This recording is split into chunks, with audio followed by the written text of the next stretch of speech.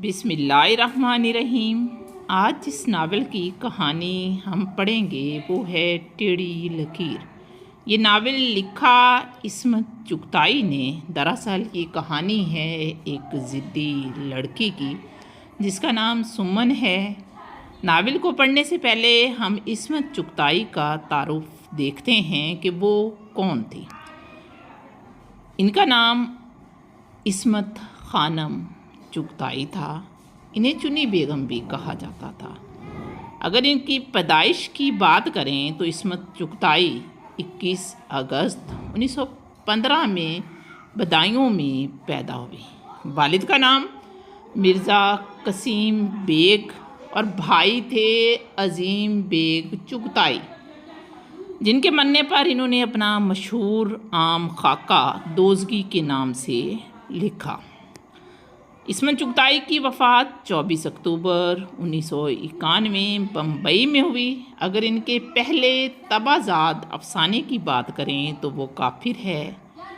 पहला मतबूआ नावल ज़िद्दी है, जिस पर फिल्म भी बनी थी 1948 में। फसादी नाम का पहला ड्रामा लिखा।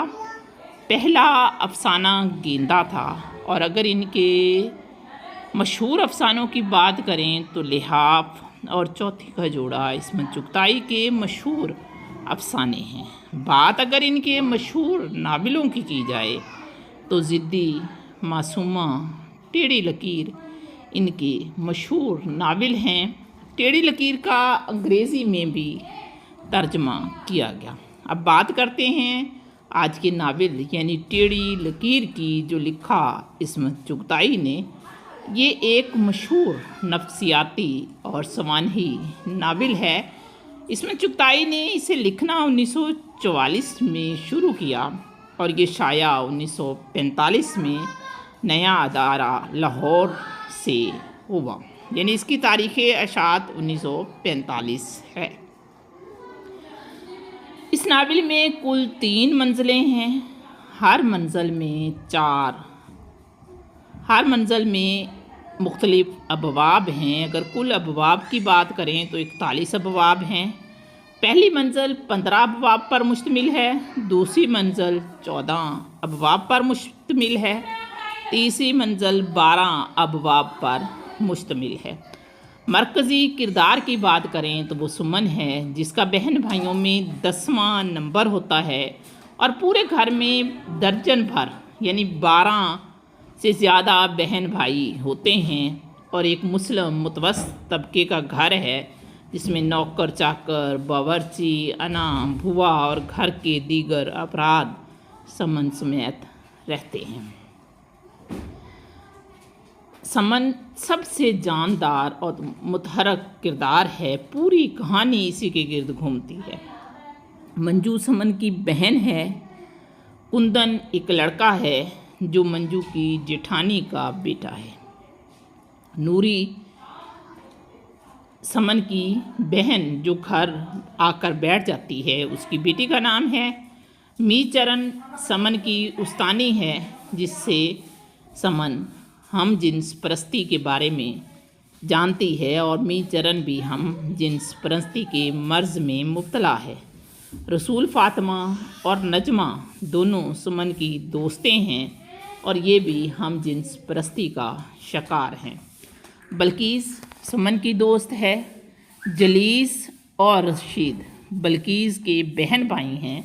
वाज़ेह रहे कि बल्कीस वही लड़की है जो सुमन को बताती है कि लड़कियां हम जिन्स परस्ती नहीं करती, बल्कि उन्हें लड़कों पर मरना चाहिए। प्रेमा भी सुमन की दोस्त है कॉलेज के ज़माने की, और इसके घर जाकर सुमन रहती है और उसके वालिद राय साहब से सुमन मोहब्बत का इजहार करती है, क्योंकि वो मर्दाना खूबसूरती का हामिल मर्द है और सुमन उससे मोहब्बत का इजहार करती है। रोनी टेलर एक आयरिश नौजवान है जिससे आखिर में सुमन शादी करती है और इसी के बच्चे की माँ बनती है। सतील, प्रोफेसर रहमानी, एजाज़, इफ्तिखार, ये सब वो मर्द हैं जिससे सुमन का तल्लक था। सतील, प्रोफेसर रहमानी, اعجاز، افتخار سب وہ مرد ہیں جن سے سمن متاثر ہوتی ہے اور کسی نہ کسی وقت ان سے تعلق رکھتی ہے۔ اگر اس کا انتصاب ٹیڑھی لکیر کا دیکھا جائے تو وہ ایک لائن کا، ایک سطر کا جو انتصاب ہے اس ناول کے اندر موجود ساری تکلیف کو بیان کر دیتا ہے۔ انتصاب ہے ان یتیم بچے اور بچیوں کے نام جن کے والدین بقید حیات ہیں، یعنی والدین کے زندہ ہوتے ہی جو بچے یتیم ہیں ان کے نام اس کا انتصاب ہے۔ کہانی بہت زبردست ہے۔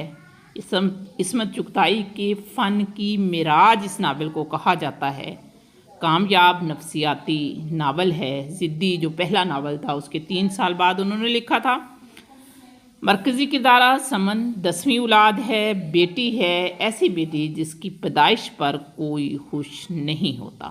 گھر بھر میں درجن بھر بہن بھائی ہیں اور سب اسے توجہ نہیں دیتے، اور یعنی سمن ایک ایسی بچی ہے جسے نہ ماں باپ کا پیار ملا، نہ بہن بھائیوں کا، نہ رشتہ داروں کا، اور اسی چیز نے اس کے اندر ضد پیدا کر دی۔